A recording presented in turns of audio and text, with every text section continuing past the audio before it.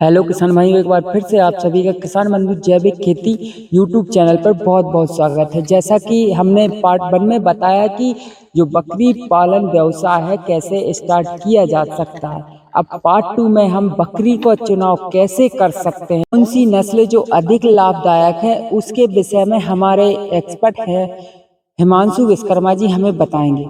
तो भैया, जैसा कि हम देख पा रहे हैं आपके यहाँ पे कौन कौन सी नस्ल हैं और कौन सी नस्ल का चुनाव सबसे ज्यादा लाभदायक रहेगा। देखिए कुलदीप जी, बकरी पालन के लिए वैसे तो सभी नस्लें उपयोगी हैं और उनका अलग अलग उपयोग के हिसाब से उनका पालन किया जाता है। बकरी पालन में सबसे ज़्यादा फायदा देने वाली जो नस्लें हैं वो आती हैं जो डबल पर्पस की होती हैं, यानी मिल्क एंड मीट दोनों दे। और हमारे फार्म पर अभी 4 प्रकार की नस्लें हैं, जिसमें गुजरी है, सिरोही है, सोजत है और बर्बरी है। बर्बरी जो है वो स्मॉल ब्रीड है और सोजत, सिरोही और गुजरी ये लार्ज ब्रीड है और डुअल पर्पस ब्रीड है। मिल्क एंड मीट दोनों पर्पस से पाले जाते हैं। जैसे आप देख रहे हैं ये सोजत है, ये सोजत का बकरा है जी। ये जो बकरा है ये अभी 2 साल का बकरा है जी।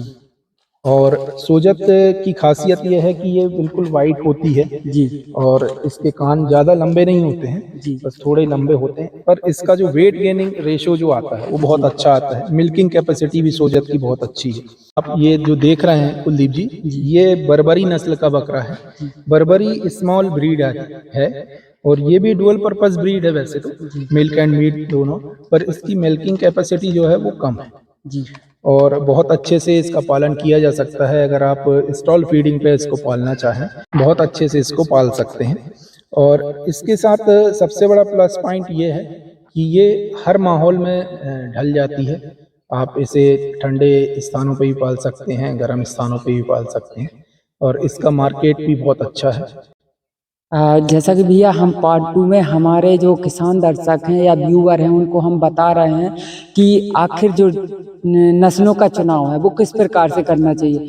तो आप बेस्ट से बेस्ट जो छोटे व्यवसायक है, जो बकरी पालक है, उनके लिए नस्ल चुनाव बताएं कि वो कौन सी नस्ल का चुनाव करें। देखिए हमारे यहाँ पर खासकर अगर हम एमपी की बात करें तो एमपी की कोई रजिस्टर्ड ब्रीड नहीं है अभी तक, और इसके लिए हम लोग प्रयासरत भी हैं कि एक ब्रीड रजिस्टर्ड की जाए एमपी की, क्योंकि एमपी में ब्रीड तो बहुत सी हैं पर कोई रजिस्टर्ड ब्रीड नहीं है। और सभी लोग जो पालते हैं, जैसे लोकल में आप बकरियां देखते हैं, उनकी मिल्किंग कैपेसिटी बहुत कम होती है, वेट गेनिंग कैपेसिटी बहुत कम होती है। कुछ जो ब्रीड हैं, जो सिलेक्टेड ब्रीड हैं, उनकी वेट गेनिंग कैपेसिटी अच्छी है, मिल्किंग कैपेसिटी भी अच्छी है। खासकर बकरी पालन में ये देखना चाहिए कि हमें कौन सी ब्रीड मिल्क भी अच्छा दे रही है और वेट गेनिंग भी अच्छा कर रही है, वो ब्रीड फायदेमंद है। जैसे हमारे यहाँ एमपी में आप सोजत पाल सकते हैं, सिरोही पाल सकते हैं, बीटल पाल सकते हैं, जखराना पाल सकते हैं, बर्बरी पाल सकते हैं। ये बहुत फायदेमंद ब्रीड हैं और बहुत अच्छी ब्रीड हैं जो आसानी से यहाँ के माहौल में ढल जाती है जी। तो भैया, जैसे कि मैंने सुना है, यूट्यूब पे भी देखा है, और मैं अपने अनुभव के लिए ये सवाल पूछना चाहूँगा कि जो यूट्यूब पर बताते हैं कि बकरियों से मिलीनियर्स, तो क्या इन बकरियों पालन करके मिलीनियर्स भी बना जा सकता है? देखिए मिलियनेयर तो बना जा सकता है, पर उसके लिए आपको बहुत मेहनत करना पड़ेगी और बहुत लगन से काम करना पड़ेगा। हमारे कई मित्र ऐसे हैं, फार्म संचालक ऐसे हैं जिनके पास बहुत कम पैसा था, उन्होंने छोटे से स्तर से शुरू किया और आज उनके बड़े बड़े फार्म हैं जी। और मैंने देखा भी है लोगों को कि जिन लोगों के पास एक समय में मोटरसाइकिल नहीं हुआ करती थी, वो लोग आज कार मेंटेन करके रखे हुए हैं। तो बकरी पालन बहुत फायदेमंद सौदा है और बकरी पालन को बस लगन और मेहनत, ये 2 चीज़ें जो हैं ये बहुत ज़्यादा इम्पोर्टेंट है। साथ ही साथ धैर्य भी रखना पड़ता है कि आप सोचें कि हमने बकरी पालन शुरू किया और 1 साल में रिटर्न मिलना शुरू हो जाए, ये नहीं हो सकता। कम से कम 2 से ढाई साल आपको इंतजार करना पड़ेगा, तब आप बकरी पालन में सक्सेस हो सकते हैं।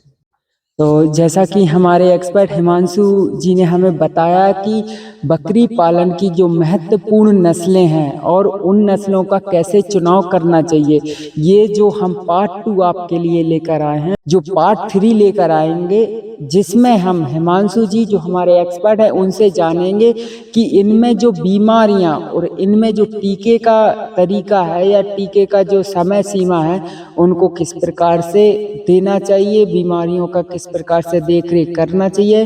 भैया आपका बहुत बहुत धन्यवाद जानकारी देने के लिए। आपका भी बहुत बहुत धन्यवाद कुलदीप जी। जैसा कि हमें हिमांशु जी ने नस्ल के संबंधित जानकारी दी, अगले वीडियो में हम आपके लिए और भी जानकारी लेकर आएंगे। मिलते हैं अगले वीडियो में। जय हिंद, जय भारत, जय किसान।